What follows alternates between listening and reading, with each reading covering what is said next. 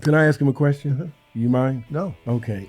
Your favorite bodybuilder? Who was it?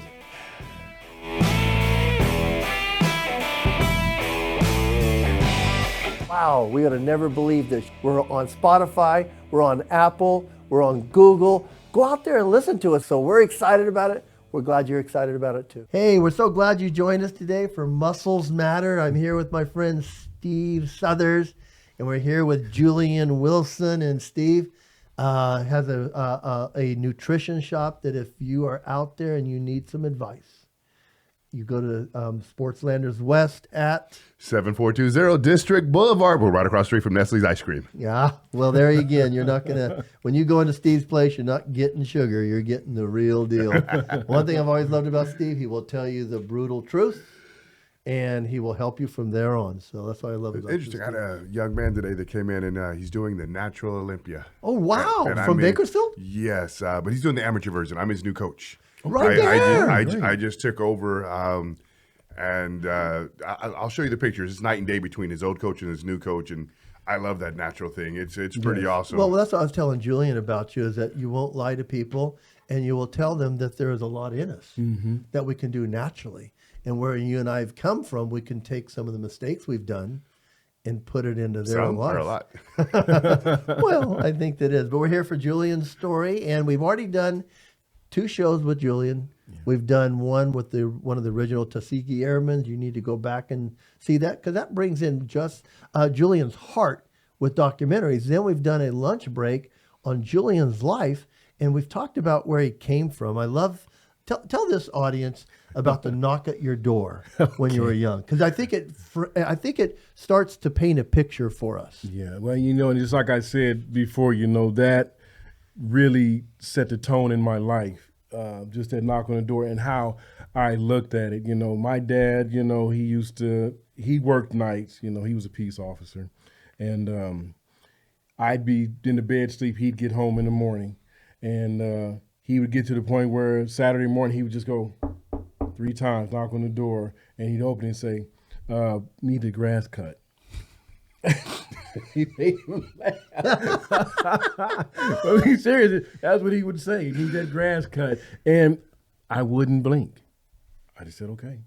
I think one time I went like this, but I wouldn't blink, and I'd get up and I'd cut that grass. And just that experience that I had with my father set the tone truly for right now, what I've done up to this moment, just being obedient. And, I think that was a big. And you grew up in Inglewood, and I think we all share a connection to Inglewood. My first apartment I ever had in LA was in Inglewood, 111th Street, and I was there at 18 years old. And you've got a fond memories there. That's where I grew up at. Yep. Right there on Western and 78th. Yeah. Walk the Quick and Split and go to Carnations. I was there. And Murray's Market. Yeah. So I went to Henry Clay, which is a little outside of Inglewood, Henry Clay Junior High. When I went to high school in Riverside, because it was kind of hood back then. So, and he was a cop. He wanted to bring us out, and that whole idea. So we lived in Riverside, and I went to Ramona High School, and that's where I played ball in high school. So tell us about that experience. Tell us about the young Julian, and what got you interested in fitness, because you're built, and that just doesn't happen. Steve, how many times do you and I look at somebody when they come into your shop and you just look them up and down? And what it is the business that he and I came out of, where we're examining genetics. We're shoulder girth, hip girth, what do your wheels look like, your calves, right? So we're looking at flesh, right? It's a very, very judgy sport. It is very judgy, and because not everybody's got it, but you've got genetics. You can honestly tell that Steve's got genetics. I was cursed with genetics, but I tell people it's my blessing and my curse, because it led me down a dark path. But as you got into that, you have a natural, heavily muscled physique. Did that lead you, or did just your inclination? What drove you towards that? And that's a good question. I think when I was young, you grow up playing little Pop Warner, baseball, all that stuff. I got to a point early on in high school, because the workouts, and you played football, right? The workouts are so hard. I think back when I played, we had the two-a-days where we had it in Real 100 two-a-days. Yeah, real two-a-days. It was 100 degrees for 2 weeks straight, and you watch guys fall off. And the water breaks You weren't allowed to drink water. You weren't allowed to drink water, yeah. And I'm surprised we didn't have more heat stroke and all that goodness. stuff back then. It didn't happen. You were going to get waterlogged. Right, that's right. You were going to get cramps. Right, exactly. So when I used to go through those workouts, and especially at Fresno, I said, I don't ever want to be out of shape, because it was a bad feeling coming back into camp and having to get back in shape. It hurt. It didn't feel good. I said, I never want to be out of shape. And that's literally where it started. High school, going into college. And that's why I sit here today. My mindset is still the same. I just don't want to be out of shape. Yeah, mentally or physically. Yeah, mentally or physically, because it just doesn't feel good to be out of shape. Yeah, well, like you say, and I talk to a lot of people nowadays, and if you're out there, me being 64, you guys are young pups. I can look at the younger guys and say, well, just don't let it go. Because I think it's that old thing, like even Samson, when he got to that point with his hair, he just kept throwing teasers out there. A lot of times people will let their body fat percentage get higher, and then they'll go and drop it. When you get older, those tricks don't work like they used to. And the older you get, it's like the other night, I avoided candy through Halloween. And I told my wife, you got to get it gone. You got to get it gone. Last night it wasn't gone, so I made it gone. I ate it. It's called a candy tax. And this morning, I can feel it, And that didn't affect me when I was, 50. But that sugar nap comes out of nowhere. Oh, my gosh, Steve. So there again. So as you were there, walk us through that mindset. What drove you? Did you play more than one sport? What was in the early Julian's life? Well, in high school, young too. But in high school, I did what all of us were doing. We started out the season. We played basketball. Well, no, we played football. Then after football season, we go to basketball season, and then we'd go to track season. I only went to track season so I could get in shape for football. Yeah. I wasn't trying to, go to state or anything like that. I was just trying to get back in shape, because those football practices were just hard in the beginning. You're hot, it hurts. You just don't want to come up short because you want to play. You don't want to sit on the sideline. And so, what were some of those experiences in football, basketball, and track? I had a couple of injuries, and you hate being injured. It's just like you can't do anything and you get out of shape, But my thing was, as I got older, and like I said, even after playing in college, I'd watch guys, my friends, and they just start letting it go. And I couldn't understand it, because how hard it is, how those coaches drive us to, do this, do that, why? They're teaching us at the same time for the rest of our lives. The value. How to keep ourselves fit. Even if they don't look fit, they're the coach, whatever. They're teaching you how to stay fit the rest of your life. And I took it like that. I remember being told, you're going to look like me one day. You're going to look just like me one day. I was like, oh, no, I ain't. So tell us about your football high school career and your basketball and your track. Well, they weren't exciting. They were just, I was one of the mid guys, role players, in high school. Football in high school, I was one of the main guys, but I got hurt my senior year. Ooh. So that's why, because I told them earlier in the earlier show, when I graduated high school, my concern was being able to go to college and graduate. And I waited. Do I want to try to play football? Do I want to graduate from college?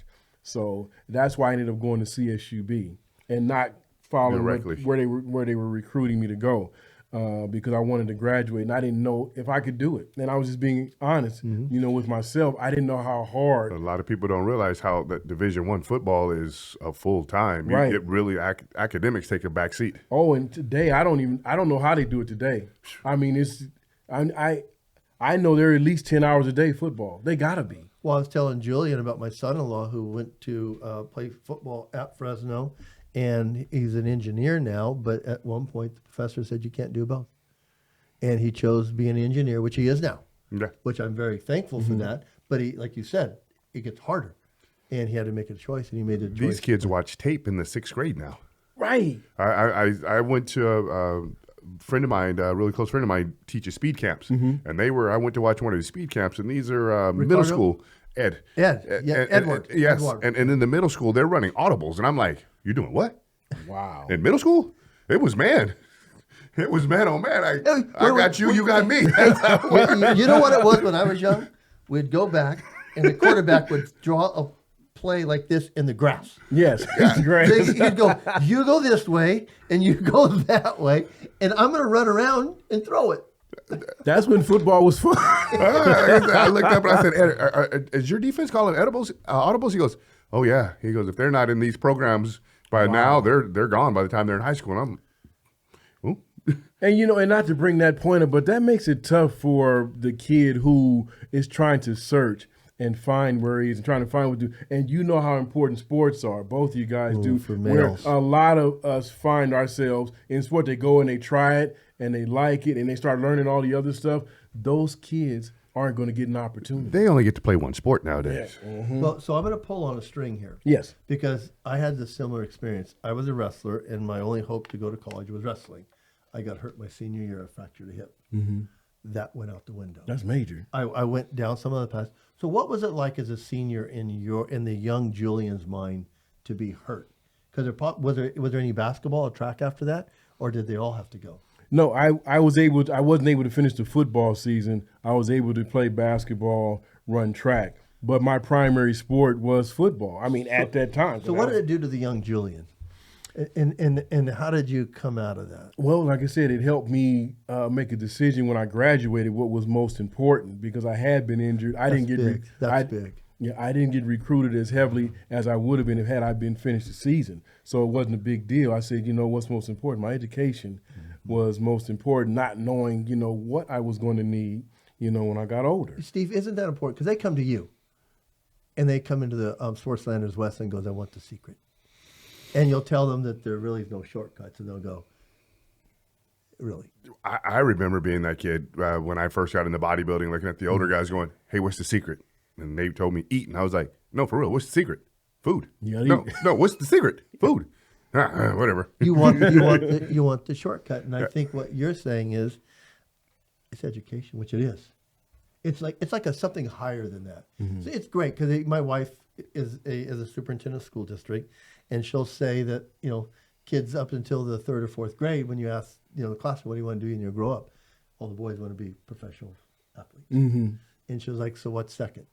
Because that's where you're probably going, so let's be real. Yeah. And a lot of them are like, no, I want to be a professional athlete. And of course, we've all been at a point where we've seen the 0.05% that gets there. Yeah. Even to college, I think it's, when you have that small end of the funnel, it's a very small percentage. So if you're out there and you've got a young son or a young daughter, it's great. I think you learn more on the court, the field, or the gymnasium than you do on you learn more applicable to life than you do in the classroom. Right. Your coach becomes a secondary father. Yes, it does. When is a good coach, and you'll hear people always, and people fall back to their young coach. Yes. It's always their young coach that they fall back to. Foundational builder. Yes. Yeah. So keep going, Julian. I want And you just said the key word. No, it's okay.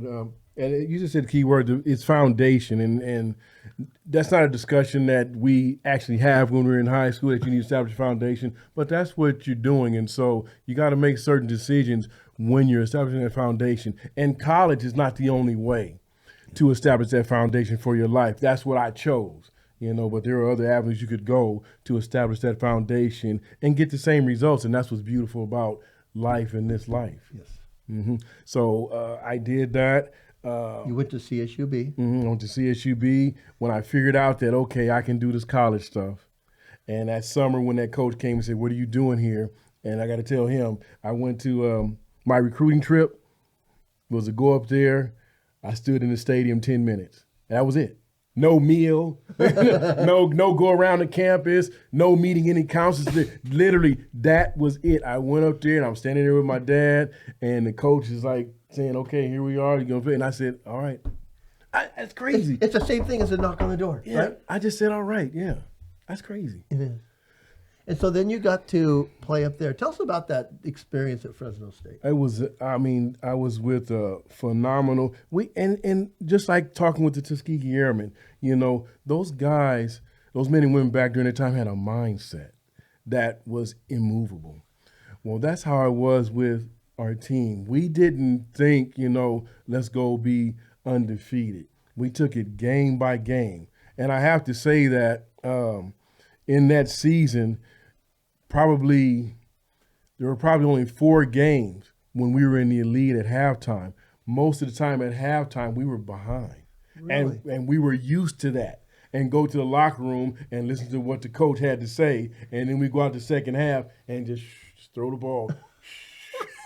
And then we'd win the game. I didn't know. I never asked you, what position did you play? I played receiver.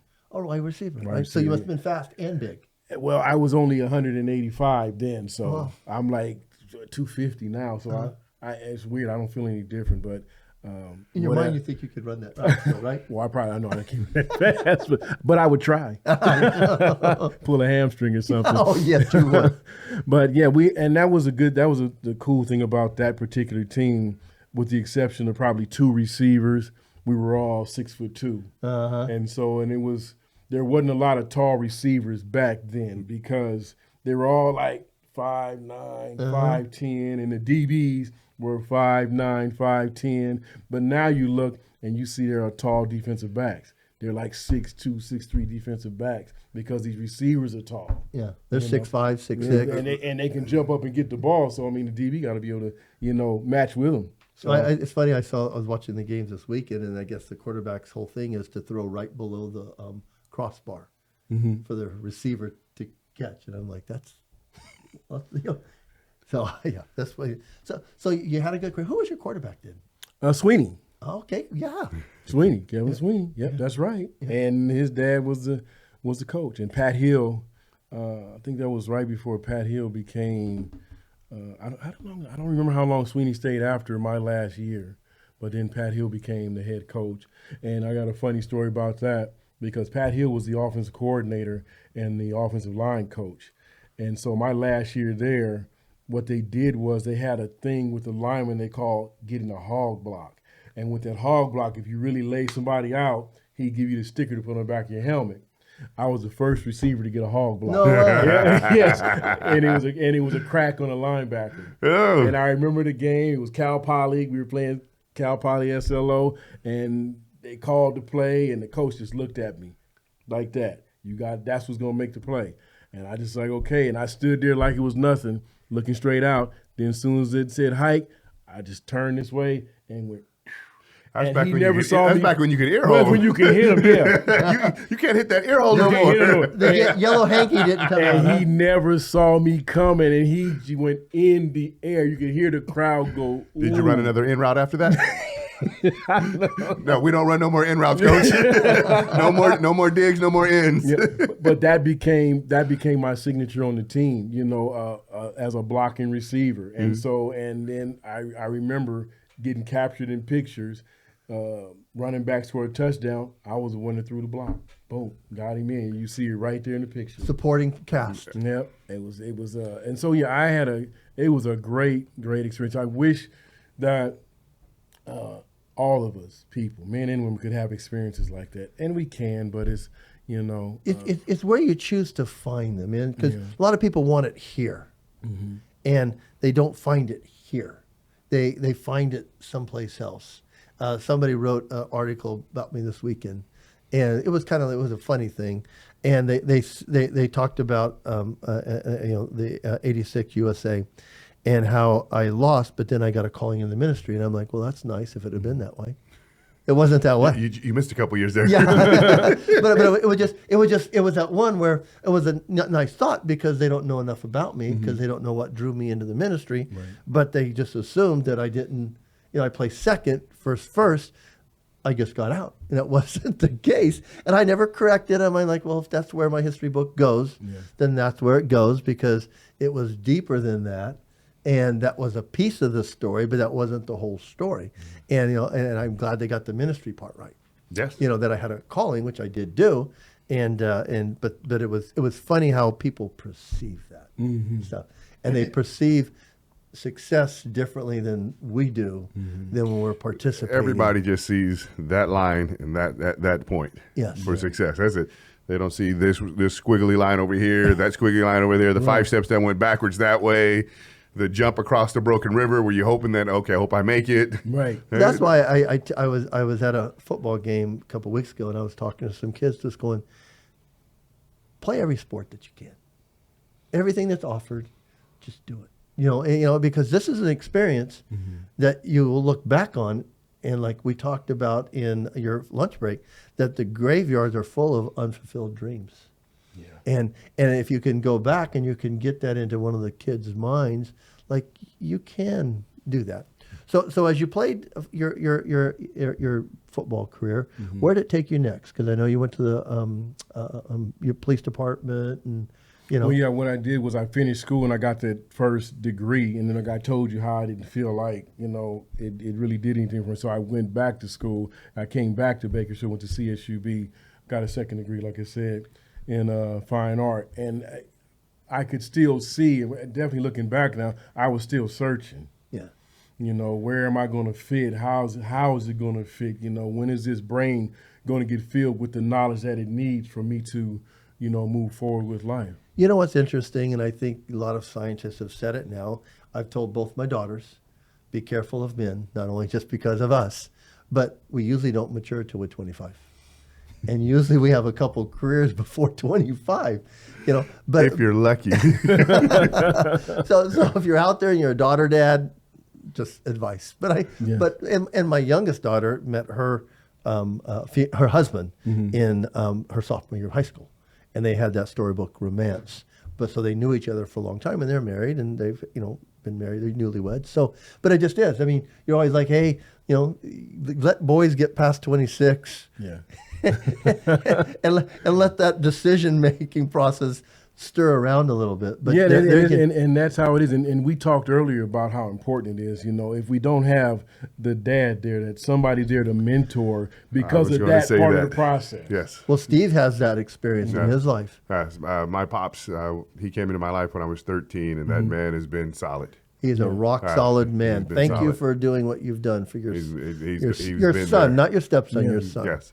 That's his title. He's dad. Yeah. And I'm glad that, he was allowed sometimes, depending on the situation with relationships, the woman, whatever, sometimes they don't let that dad come back in. And it's just, you see it. And I'm just like, what are you doing? No, that's his dad. Well, like you said, being from Inglewood, you were a rare commodity having a father. Yep. And just the structure. You look at your structure probably compared to the people that you grew up with and how their lives are versus your life. And it's just because of the structure. It's because of the structure. I mean, you fall back to the Tuskegee Airmen, the Red Tails. You look back at them, how come they're not in our history books? Right. I mean, your original career, that's frowned on in the neighborhood. That's right. But that comes with a pension, a retirement. That's not in a book. It's not taught. But like you said, your wife said, you ask them if they want to play sports, everybody's going to raise their hand. But the window, in all actuality, is like holding up a needle. You're not going to squeeze. Not everybody's squeezing through that needle hole. That's right. That's right. Like my wife always tells them, people need police officers, firefighters, welders, plumbers. Yes, plumbers. You need those people. So tell us how, as you left your football career behind. And there again, I think we're all men, and athletics has been a big part of this, and muscles do matter, but the things around it. So was there an identity thing that you went through after you got out of sports? No, we all have that dream. We want to go to the next level, and play. But you got to be wise about it. You really have to be wise. I saw a lot of guys that I played with at Fresno, and just like you said earlier, that percentage that moves on is that big. Yes. It's just not that many people that move on. And I realized that, and I was good. Our team was good. But you have to understand, when you go to the next level, everybody's good. Yes. Everybody's got an all-American story. Yeah, everybody's good. So it's like, what's going to separate you from the other guy, whatever. And I didn't want to get in that. That's why I went back to school. I said, let me go get another college degree. And that's an important thing to do is, and I think you've talked about it through your life, is to realize that there's other things after that athletic career or the competitiveness goes. Because you also obviously stay in shape. So did that keep following you, the fact that you stayed in shape? Yeah, and like I said, it's a good question. Again, we had a strength coach, his name was Roberto. This guy was crazy. He was crazy. Why are those strength coaches? He was this big. He wasn't a bodybuilder, but he trained like a bodybuilder. Oh, yeah. So he always came in with the tight shorts and just looking like Rock Man. Who's that guy on the Fantastic Four? Oh, the thing. Big Ben or something. He walked in the weight room like that, and it was just intimidating. It's just but I listened to everything he said. Oh, that's a huge point. Everything Listening. he said. He was being gruff because he had to lead us, coach us, be firm, disciplined. But he was saying things about life and fitness the entire time. How many times did you talk about that, Steve? Yep. And so They go hand in hand, don't they? yeah. And so when I left, all that stuff was in me. Yes. I'm the next week after I'm all done, I gotta go work out. I gotta go run. I gotta go do something because that's where I am and that's what I was taught. And it's lasted all the way to today. And I'm really, really thankful about it. And just like I was telling him earlier, just a lot of guys I played with, I guess I just let it go, and it blows me away when I see them. The ego is the hardest thing to kill. Yeah. Yes. And it's hard to take that hat off your head and go, that's as far as that goes. Yeah. And then realize that's not as far as you go. Yeah. Because the Bible says it's body, soul, spirit. So I always tell people, I love the Apostle Paul, where he says, well, we compete in a race to win, but not everybody wins. But you got to compete that way. So, and it doesn't, so I think as you go on, so you still have an active fitness life going on. Yes. And because of what I do now with the documentary stories and all the travel that's involved, I have to maintain something. I don't get a lot of rest all the time, and I'm not proud of that, because But you don't look like this, just sitting on the couch, No. right, Steve? crazy. Steve already looked you over, right? Yes. It's what we do. It's our nature. Yeah, the rest is so important, and I don't get enough of that. So it's important to get rest. Please don't let that go by the wayside. Eat, sleep, work out. Yeah, but Working out being the least of those three. Yeah. With working with the youth, do you get to pass that along? When I have contact with the youth, and in fact, I got on this East Bakersfield hat. I was I was going to ask you. No, I saw the EB and it wasn't going, but I was going to leave it alone. Guys, crazy. No, I was at East Bakersfield High. I got the hat a long time ago. It was East Bakersfield High last week, and we're talking about programs for the upcoming year, 2023, that we can implement with the students there, because the schools need all they need from the outside. They have all the regulations they have to follow, and they kind of pinned in, and they need our help. They need parents' help. They need, businessmen, all to come in and say, hey, this is something that we offer. Could you use it? Yes. And so what I'll be doing during Black History Month, I'll be screening the Tuskegee Airmen film again for the students. Oh, I love and that. they need to see that. It's like when they see that, this is the actual guy. Yeah. Especially this generation. This generation can't even tell you who Patrick Ewing was. Right. Let alone great men like that. Right. Exactly. You're so right. And so, and again, it's about not me, hey, look at what I did, check it out. No, it's like, here is something that was done. I removed myself from the picture. I hand it to you. You won't even know that I did it unless I tell you. That's the crazy thing about him. Tell the audience for Muscle Matters, and you hopefully go back and watch Lunch Break and Ministry Matters, which Julian will be on, your process, because I think it's amazing how he comes up with the process of making a documentary, because that's what he does. Yeah, it's interesting, and it's because I wasn't formally taught. Like I didn't go to film school, so I just did it how I felt. So what I would do is I'd go out, do stories, I'd get interviews, and I just would shoot everything. And then once I'd get it all together, I would just drop it on the floor, boom, and I would look at it, and then I just pick up the pieces. Okay. Till it came together. But aren't those the best movies? I mean, you look at Quentin Tarantino.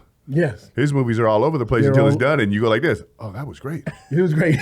Yes. But the movie he tries to direct, you're like this. No, that was bad. That was bad. Yeah, the one we tried to and try to follow the script, know, everything. And so normally I write the script after. Oh, wow. I put it that was together. The piece you left out. I love that. I write the script afterwards because now there it is. But that's how a lot of documentaries are done. They won't have a final script until after it's done because they don't know. They just don't know. So they have a guide. And that's why they have script supervisors. They change the pages every day. So, well, that's the blessed thing about being independent. Yes. Well, what I love about him is that he doesn't charge for his documentaries, but tells the audience what you do. What you do for a living. What you do. Oh, they're not gonna like me, man. I know. Well, what I do, like I said, I do commercials, I do industrial pieces, promotional stuff like that in video. But I also work with the Kern High School District, and I do their live stream. I produce their live stream for their football games and basketball games and volleyball games. And you never know what you're going to like in your life. Uh-huh. And, man, that is the coolest. I mean, you're not going to get rich, but who cares? It is the coolest You job. get to see raw. Oh, my God. That is raw love. They're doing that for the love. Yes. It is the coolest job. And I'm going to tell you right now, I only missed in 5 years one game. And that's because I didn't get the message. No way. No, that explains that lack of sleep thing. Man, I didn't get the message, and I'm sitting down, I'm watching television, and they're all calling me, Julian, you all right? Yeah, I'm right. What's wrong? They said, well, man, where are you? I said, I'm just sitting down. They said, well, we got a game today. I said, no, we don't. That's what I said, no, we don't. They said, yes, we do. Check your phone. I go to check my phone. I said, y'all only got 2 games. It said slide it, and I slid it down. I was like, okay. I was sick. Julian, I'd like you to tell Steve what kind of phone you have. Should I? I mean, yeah, you got to because we're trying to convert him. We're trying to convert him. You know what? If you'd had a note, you wouldn't have that problem. He has an Android. yeah. I mean, it works good. It does. Yeah, it does. We include everybody in the iMessage. People call me and it works. Yeah, in iMessage, and all of a sudden we put Steve in a screen. It's like, oh. Yeah. So I can't send a picture. I refuse to be part of the cult. I know. And he can't because he's bigger than us. So. But that was a crazy moment. And then when I actually got down to the district after that happened, they didn't even blink because they knew. They knew that, you know what? Justin's in charge. He wasn't there because he didn't know. He really didn't know. Because I had never done that. And I said, well, I'll never do it. I'll never do it again. That's what I said. How cool is it just to watch the kids with their passion? That's gotta seeing somebody act it and seeing somebody do it. Right. Like it's passion. Okay, no, take again. Passion. No, take again. Passion. And versus, oh wow, that was raw. That was awesome. The look of success, the look of defeat. It's just there. It's there. Yeah. It's interesting because I probably saw some of your footage the last night, and they were showing a playoff game that had 3 fumbles. But you got to see it raw. Right. They ran this way, fumbled, the other guys ran that way, and then and I'm still not sure what happened, but you saw passion with kids. It was like a T-ball game. Everybody ran to the ball. Somebody got it. They ran that way. Somebody got it. And I was like, you would have caught that on a very programmed, nature, but in the raw, it was just that way. And I love the opportunity because we didn't have it, but I love the opportunity that these kids have to have access to something like this, and then after a game, instead of going out running the streets or whatever they do, they're going to do that anyway. But you can go back and watch the whole game. Do you have a social media? No, tell him. I'm about to get up with you. Tell him. Social media, yeah. You personally don't have to have a social media. Right. But your work should probably have a social media? Well, I have a YouTube. How am I going page. to find it? Go to Silver Titan Productions on YouTube, and boom, and all the films that I We need to put that up too. Mm-hmm. Our director and producer. Mm-hmm. Yep. So Silver Titan. Silver Titan Thank Productions. you for asking that question. Because I'm like, I love to follow you on TikTok. He has the most entertaining TikTok. This big body can move. I'm telling you. Steve, I'm going to give you the last questions and the last thoughts. Let me finish answering that. Yes. This is what happened with me with social media, okay? When I was introduced to it, the first thing that came to me, because of how I do things, I looked at it and I said, well, why would I want to do that, And that was at the moment that it was introduced to me. So I never did it. I never felt like what I was doing was being done so that I could tell everybody what I was doing. I was doing it because it was coming from here, and it was for me to share with you. Whoever watches it, enjoy it, and whoever I'm going to hit you that. with some conviction right now. Don't hit me. Don't hurt me, Well, man. he said, one of the things he said in the other shows was, I didn't need validation. It's not. Now, what did you say the kids do after the game? They go watch the game from the live stream because we archive it. We watch it and they go watch it. And the highlights, because I put the highlights up, the interceptions, the fumbles, the good hits. I put all those highlights up. Now imagine if it was on TikTok. where the kids and all their friends are at. Yeah. Well, they don't let us do TikTok. They let us do Facebook and Twitter. Yeah. So, are you serious? Yeah, it's just Facebook and Twitter that we can put it up on. We can't just put it on TikTok. So you need to talk to somebody in the district and be like, this is 2022. That's me when I had to switch. When I started had to add TikTok to the whole repertoire, I was like, so I got to sing and dance, huh? I gotta go. He does it very well. I gotta go to your TikTok, man. Before I leave, I got to see this. I just simply because of the generation, because what you were saying is I follow a lot of sports channels on TikTok, and how cool would it be to be able to share these kids, and these kids could share it back into their social media, because these kids are social media glued. Right, yeah. That's the generation they've come up in. I mean, like YouTube has the YouTube Shorts, but even then I still have to go to YouTube Short and I have to find it. Right. Like for our show, I've got to go find it. It just doesn't pop up. Well, we need to talk to our director and producer about that, Steve. Yeah, so it's just one of those words like, okay, cool. And Facebook's algorithm is completely. Yeah. So with these kids, it would just. Now I'm the guy that just made 7 touchdowns in a game, and you filmed it all. Mm-hmm. Yeah, you're right, man. I can share to my family in Alabama, Texas, right, Florida.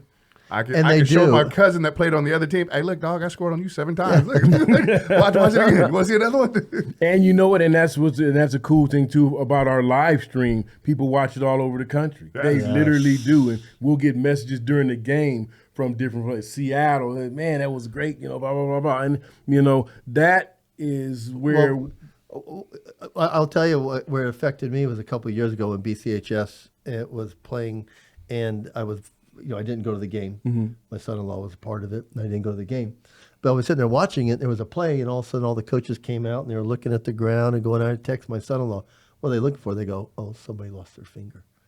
Mm. And I was like, oh, we're watching it as they're looking for it. Oh, wow. It was cold, and it was a state championship. BCHS ended up winning. But he said that. I go, ouch. They go, yeah, the kid came to the sideline. We're like, hey, what happened to your finger? He goes, oh, I don't know. It was cold. Ooh. And it popped. But it was live streaming. Yeah. But you don't feel that. No, you don't feel it. No, not during the game. I know, but I'm just saying. You feel some pressure, but what you said was true. You're yelling, going, take my hand. All the coaches were out there. They're all looking, and so I hope that didn't make you pass out or. All my fingers been jammed. You can see how it goes out right there. That's just part of the game. Oh yeah, the receiver, especially playing with Sweeney as a quarterback. Yeah, throw the ball hard. So Steve, I'm going to quit jumping in. What do you have to say, and just wrap us up? Just I appreciate you. The things you're doing. I mean, you are doing things for youth and you're doing it from the heart. Yes, he is. So there's no questions. Just an appreciation. Man. Appreciate everything you're doing for the youth. Bringing knowledge and history. I mean, that right there. You're bringing knowledge and history into 2022, and there are not enough men doing that. Yeah. And that means so much coming from, all of you here. Just the fact that I had a chance meeting with Mike, at an event, and being able to share this with you guys. And you know where that Tuskegee Airman would look good on? TikTok. But you continue with yourself. Hey, Steve, you told us something before we got on the show. You're training a natural Olympia contender. Yes, young man. I took him over from another coach. I had no time to really do much. Just had to change his body, and it was. I think it's cool. I think he's going to blow the judges away because he's gone to like 6 in a row, and they're like, "Hey, like man, you either need to give up or change coaches." Yeah, and he's got the best now. I'll put the pressure on you, brother. But I taught him, like, he came by today. We worked on posing. I love that. And I taught him, like, hey, you got to learn how to find your abs. It's just like, I tell people, when people ask me what type of coach I'm like, I'm your basic boxing coach. I'm the guy who's going to teach you a basic combination. And then if you're good, hey, bro, go over there. You got a fundamental. If your footwork is horrible, then the punch is going to be sloppy. So, if you don't know how to pose, I see it all the time. And I always, whether I coach you or not, I offer people posing lessons. Presentations, like, just huge. come by and learn how to pose. Because you offer that. So. Can I ask him a question? You mind? No. Okay. Your favorite bodybuilder? Who was it? It's hard to say favorite. Because I can sit here and tell you every person that I looked and were like, God, I'd love to look like that. Start off with the great Surge. Oliva? Yes. Nobody knows about him. Yes. And and then we'll fall into into legend. One of the most beautiful physiques I've ever seen is Serge Nubret. I thought that was absolutely beautiful. A guy that is completely, I'm not even going to mention the heavy hitters. I know you're waiting for the heavy hitters. Everybody waits for the heavy hitters. But a guy that I think is absolutely overlooked, Lee Priest. Priest, okay. He's your favorite. Yeah. If you look at Lee Priest, take a photo of Lee, take a photo of Flex, put them side by side, and Flex has always talked about how round and beautiful he is. Look at Lee. Wow. It goes back to, if I can jump in on this one. I got out of the sport because of Sean Ray. And I always tell people I saw the Sean Ray train get on the tracks. So I got off the tracks. So I always liked Sean and Flex. And we won the same title, both of us. And so Yates was an inspiration. Dorian? Yeah, Dorian's interesting.